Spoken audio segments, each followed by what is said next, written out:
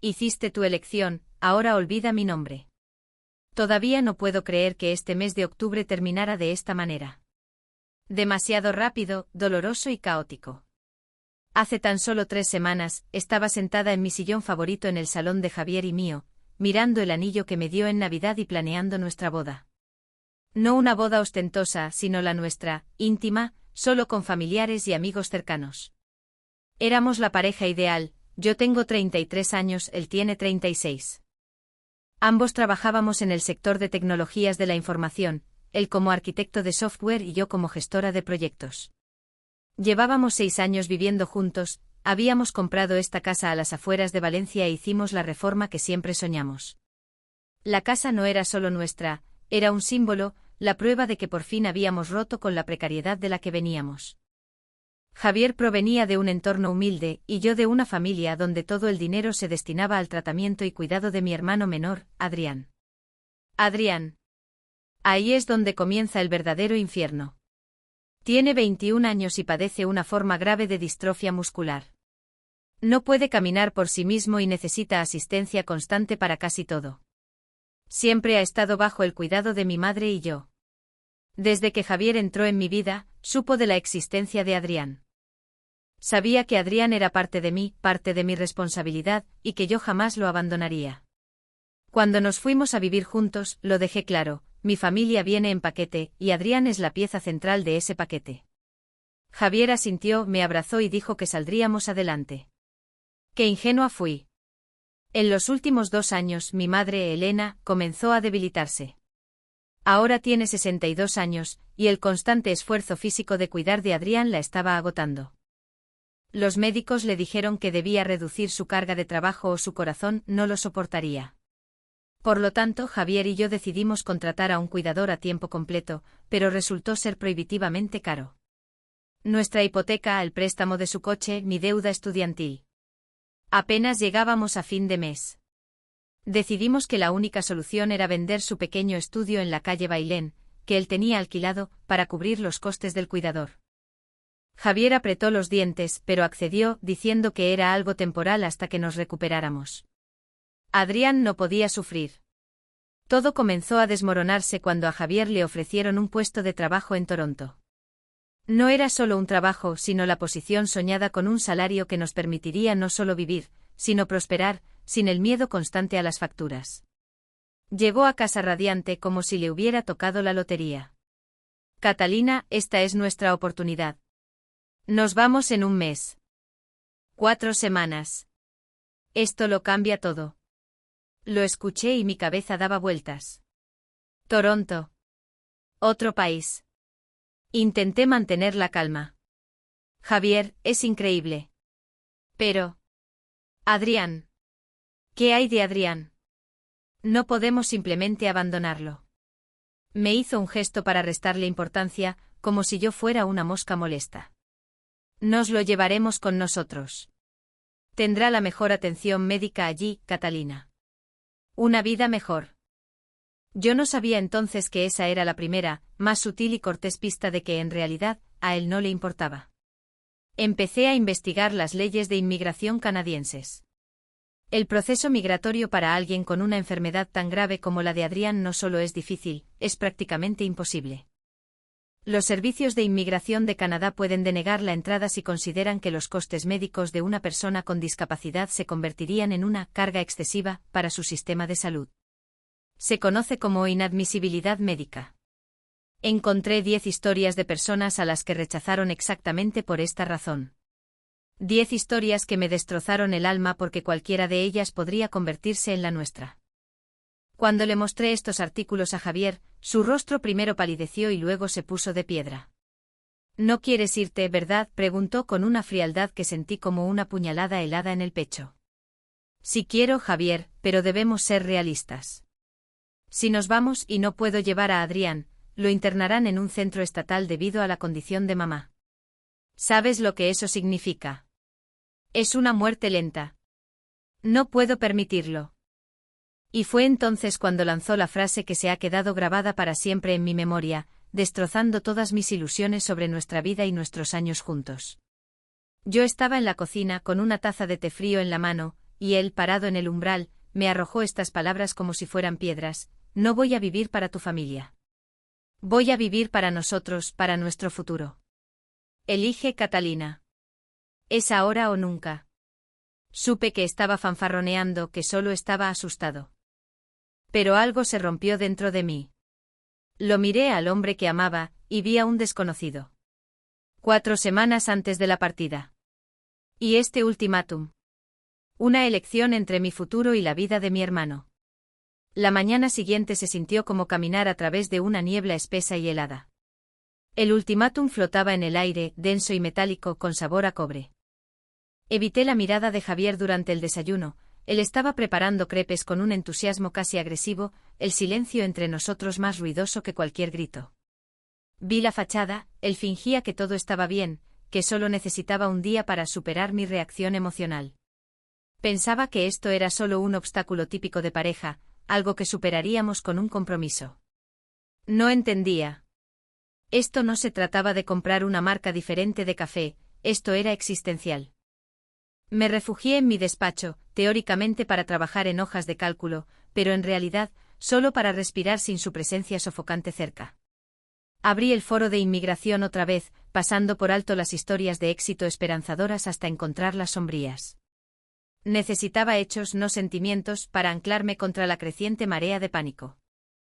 Calculé el coste exacto de la atención privada especializada y a largo plazo para Adrián en Toronto frente a lo que pagábamos aquí en Valencia, teniendo en cuenta el tipo de cambio y la diferencia en la cobertura del seguro para no ciudadanos. Los números eran aterradores. Incluso si lográbamos que lo admitieran, los gastos de bolsillo consumirían el 80% del salario proyectado de Javier antes de impuestos. Eso significaría no poder pagar la hipoteca, no ahorrar y ciertamente no viajar. Estaríamos cambiando un tipo de estrés financiero por una versión mucho mayor y moralmente comprometida del mismo. Finalmente llamé a mi primo mayor, Marcos, que se había mudado a Montreal hacía años y trabajaba en derecho corporativo. Marcos siempre fue el pragmático, el que veía los ángulos. Mantuve la historia vaga, solo una posible mudanza transfronteriza y un familiar con necesidades médicas complejas. Marcos escuchó con paciencia, su voz tranquila y mesurada, el contrapunto perfecto a mis nervios destrozados.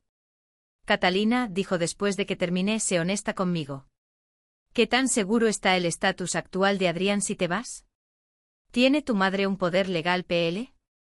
¿Hay algún acuerdo formal de tutela? Dudé. Mamá tiene PL para decisiones médicas, obviamente. Pero la tutela. No. Nunca pensamos que lo necesitaríamos. Si ella físicamente no puede cuidarlo y yo no estoy, sí, el Estado interviene. Lo evaluarían. No sería lo ideal. Un lugar como la residencia Sierra del Sol. Es limpio pero impersonal. Es institucional. Marcos guardó silencio un largo rato. El sistema canadiense no mira tus buenas intenciones, Catalina. Mira la responsabilidad legal. Si ven trámites de tutela o la salud menguante de tu madre documentada, lo señalarán inmediatamente. Verán una bomba de dependencia a punto de estallar.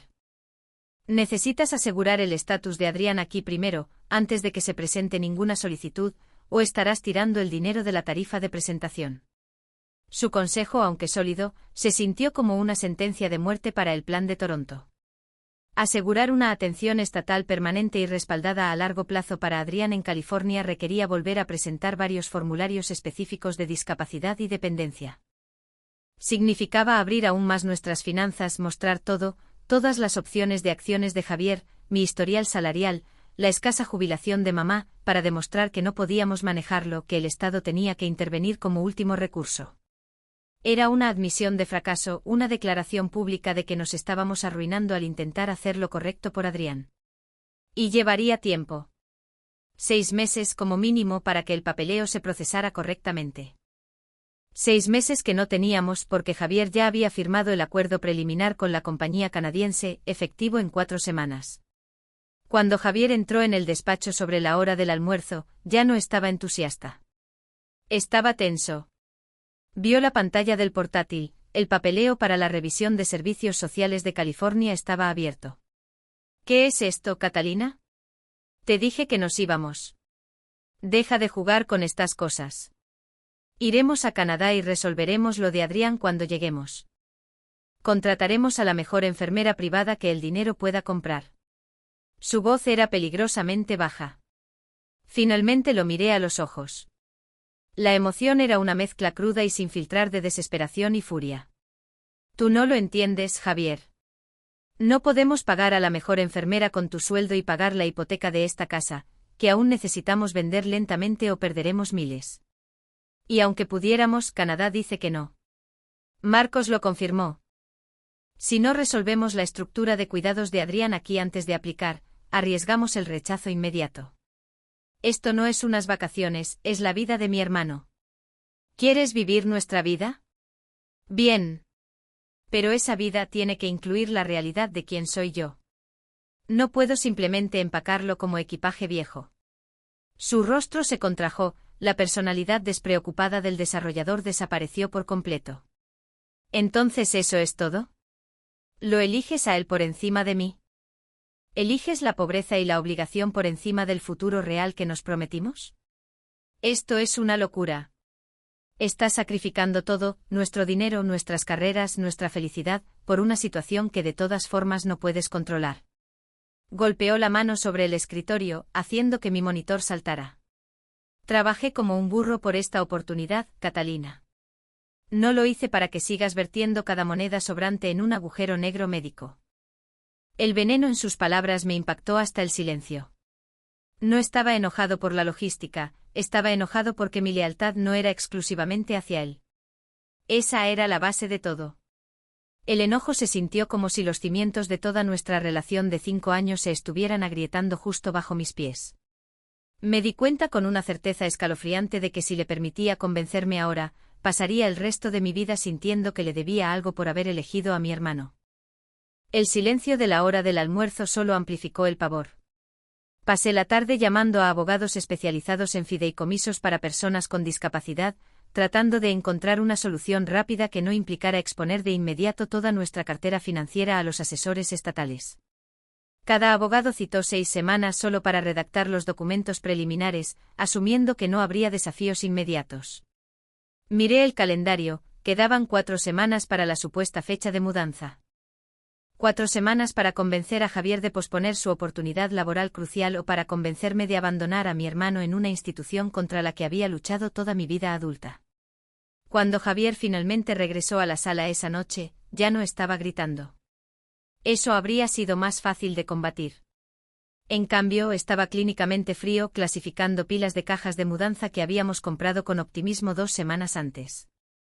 Estaba empacando sus cosas, no nuestras cosas, solo su equipo de oficina y su cara cafetera express, con una eficiencia desconcertante. Hablé con mi reclutador esta tarde, Catalina, declaró, envolviendo cuidadosamente un conjunto de cables de red. Les dije que la fecha de inicio debe posponerse al menos 4 meses. Les di una historia vaga sobre complicaciones médicas familiares imprevistas que requieren atención personal.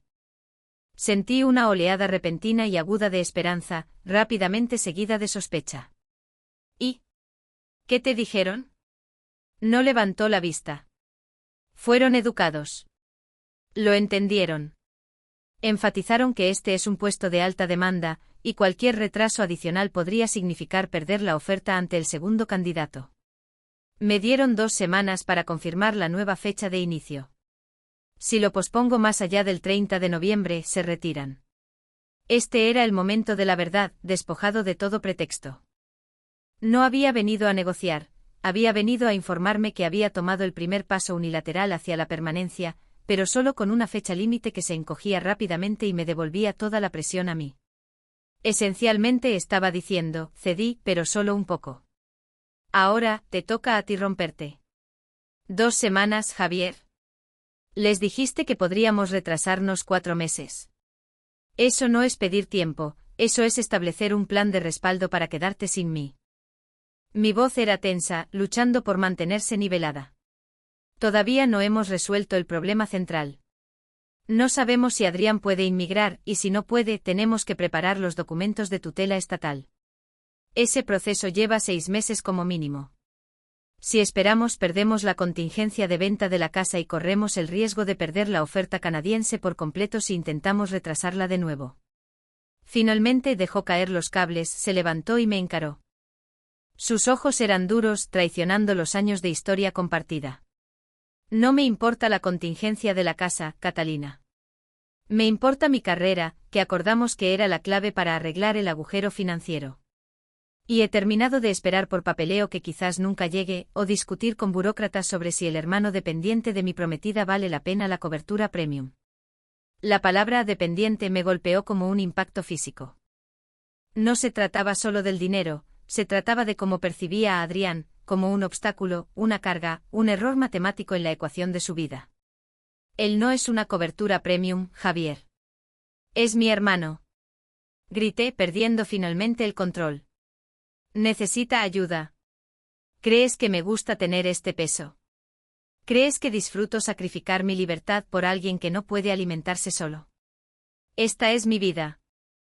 Este es el contrato que firmé cuando tenía 12 años y mi padre nos dejó con mamá y una silla de ruedas. Exacto, me espetó acercándose, invadiendo mi espacio. Tú firmaste ese contrato hace años. Yo me apunté a una asociación ahora. Todavía estás viviendo en 2014, ahogándote en obligaciones con personas que son perfectamente capaces de hacer arreglos sin que tú destruyas mi única oportunidad de una vida de verdad.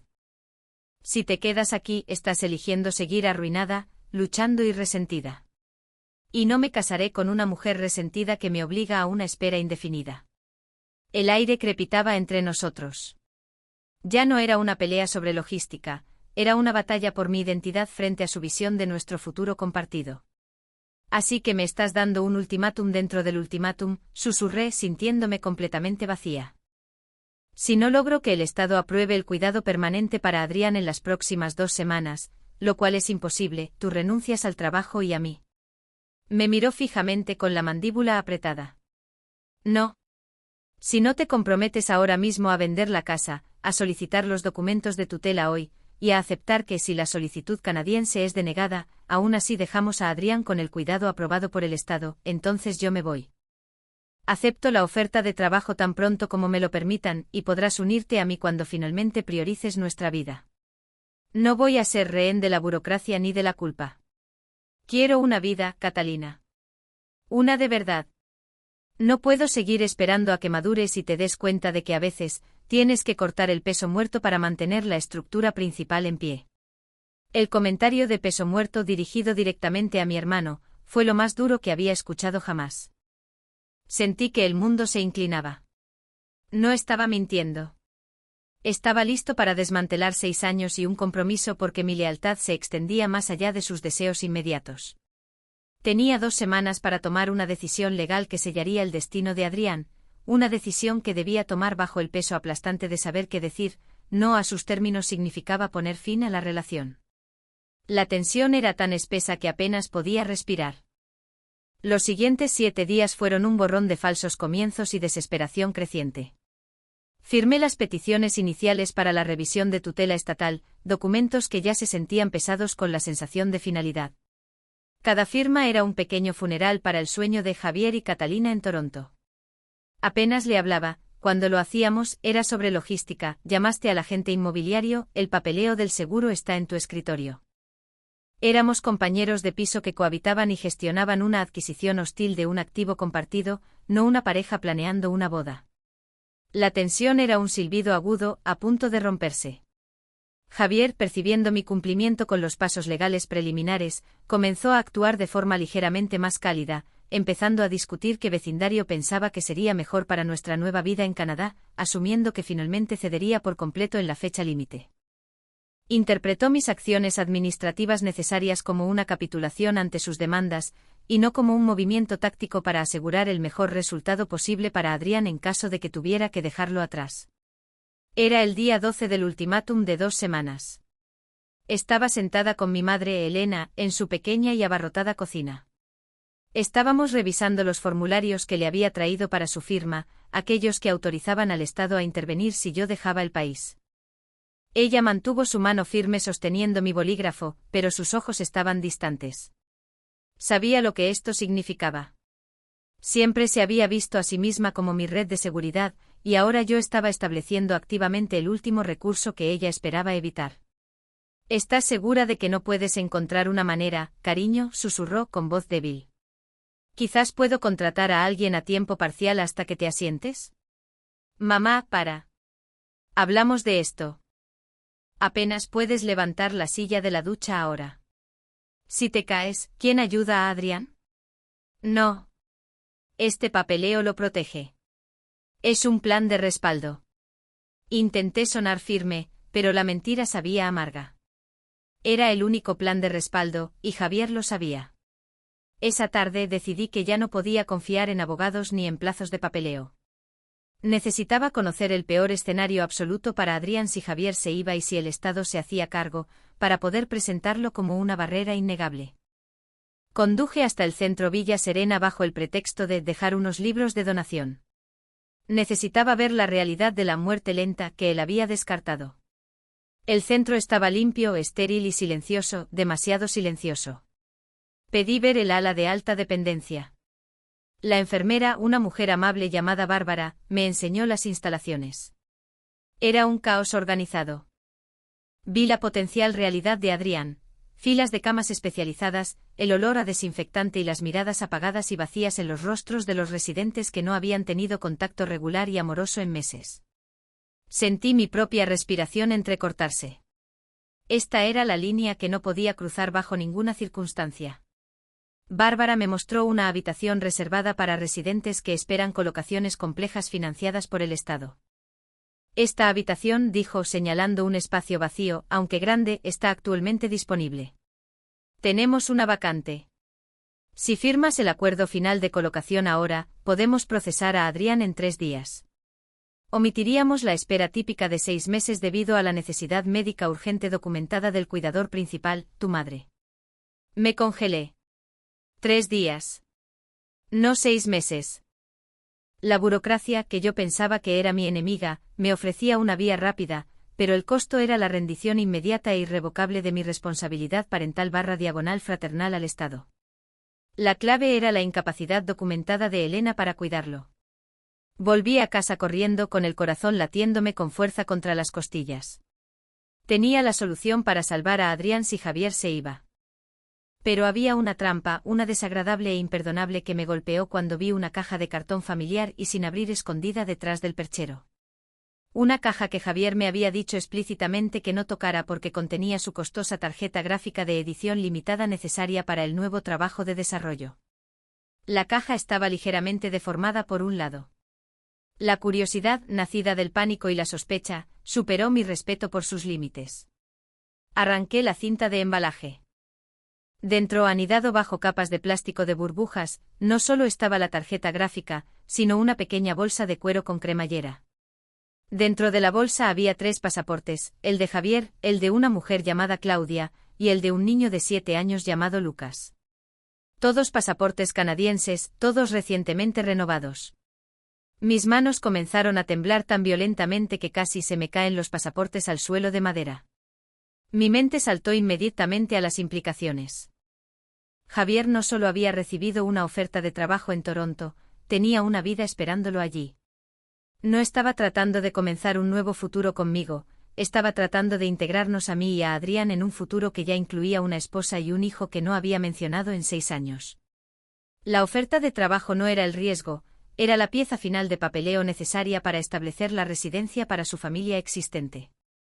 Nuestro futuro compartido era una mentira completa y bien construida, una cortina de humo para ver si yo era lo suficientemente flexible como para simplemente abandonar mi vida y deslizarme en el papel de Catalina, la madrastra canadiense perfecta. El ultimátum no se trataba de elegirlo a él sobre Adrián, se trataba de que él eligiera a su verdadera familia sobre la que había estado fingiendo construir conmigo. Los pasaportes se sintieron como pesas de plomo en mi mano. Claudia, Lucas, Toronto, era un universo paralelo al que nunca debí entrar. La comprensión no trajo rabia explosiva, trajo una claridad aterradora y cristalina.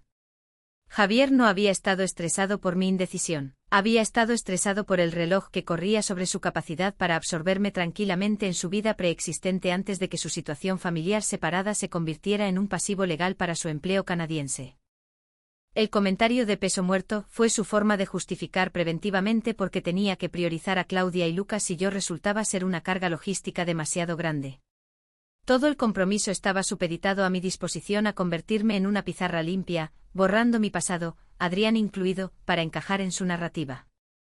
Coloqué los pasaportes cuidadosamente de vuelta en la bolsa, cerré la cremallera y lo dejé en la caja exactamente como lo encontré.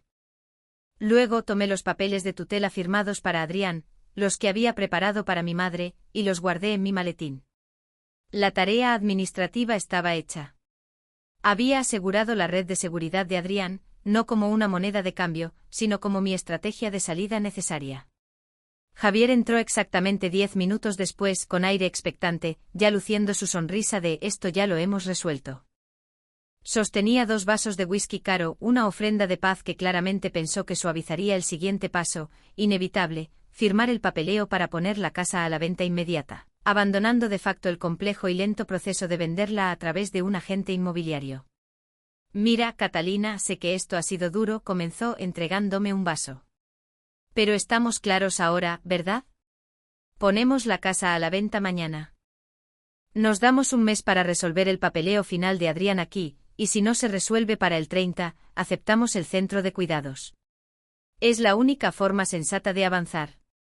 No puedo poner en peligro mi fecha de inicio más». Tomé el whisky. El líquido me quemó, pero no adormeció la certeza central que se había cristalizado dentro de mí. Miré al hombre con el que pensé que pasaría mi vida. Era apuesto, exitoso y completamente despiadado cuando su ambición era desafiada. «Ya he gestionado los papeles de tutela, Javier», dije con mi voz perfectamente nivelada, desprovista del temblor que solía delatarme. «Mamá los firmó esta mañana. A partir de hoy, Adrián está oficialmente bajo revisión estatal para colocación, pendiente de mi partida confirmada de España. El proceso debería finalizar en 3 días, como confirmó Bárbara en Villa Serena». Su sonrisa se desvaneció. El vaso de whisky casi se le escapa de la mano. «Tú procediste sin discutir la decisión final. Catalina, esto es una locura. Acabas de ceder a tu hermano». «No», le corregí suavemente, dando un sorbo lento. «Firmé papeles para asegurar que él esté seguro en caso de que yo no pudiera protegerlo por mí misma. Ese siempre fue el mal necesario. Lo que realmente hice hoy fue finalizar mi decisión sobre nosotros». Me incliné hacia adelante apoyando los codos en la mesa de centro, asegurándome de que tuviera que mirarme directamente, de verme de verdad por primera vez en semanas. Fui a Villa Serena, Javier. Vi las habitaciones. Vi el silencio. Sé exactamente lo que estaba sacrificando y lo acepté para proteger a mi familia. Pero miré la alternativa, tu camino, y me di cuenta de que esa era la verdadera sentencia de muerte. Su rostro se contorsionó en la expresión que había visto cuando cuestioné su oferta de trabajo, pero magnificada por la traición. «Lo descubriste, ¿verdad? ¿Lo de Claudia y Lucas? Por eso actúas así. Estás tirando todo por un estúpido y viejo secreto». «No era un secreto, Javier. Era una vida entera que ocultaste. Una vida que demuestra que me ves como algo altamente desechable. Nunca tuviste la intención de que viniera a Toronto, tenías la intención de que asumiera el papel de la cuidadora obediente que sacrifica todo, incluido su respeto propio, para facilitar tu reubicación con tu verdadera familia. No querías una esposa, querías un sistema de apoyo no remunerado e increíblemente competente para tu hermano, y si eso se volvía demasiado difícil, tenías una estrategia de salida preempacada con una madre y un niño esperando». Empujé el vaso de whisky hacia él.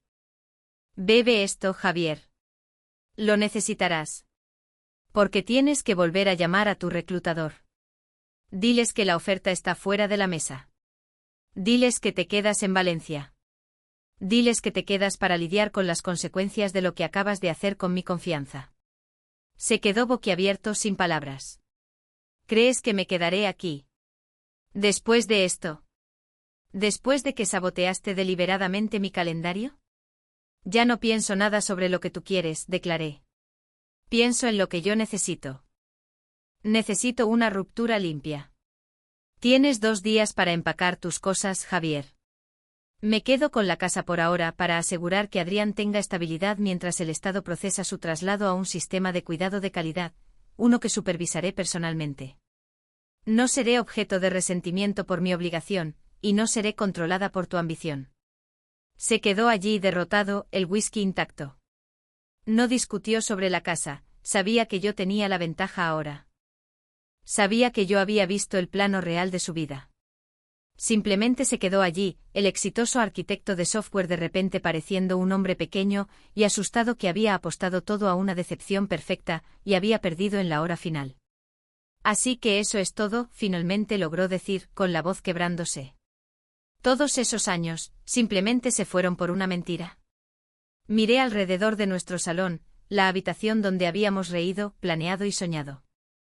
De repente se sintió como un escenario que se derrumbaba a mi alrededor. No se fueron, Javier. Nunca fueron reales. Fueron construidos sobre la premisa de que yo sería menos de lo que soy, menos responsable, menos amorosa con mi familia. Querías una vida simplificada. Yo te di una compleja. Ese es el conflicto central. Tú ves la responsabilidad como peso, yo la veo como definición. Caminé hacia la puerta principal y la abrí, dejando que el aire fresco de la noche de Valencia se precipitara. Vete. Resuelve tu futuro con Claudia y Lucas. Yo resolveré el mío con Adrián. Ambas son vidas construidas sobre la verdad, finalmente. Recogió su caja de cables lentamente con los hombros caídos. No miró hacia atrás mientras salía en la oscuridad. Cerré la puerta. El silencio regresó, pero esta vez no era pesado, era vasto.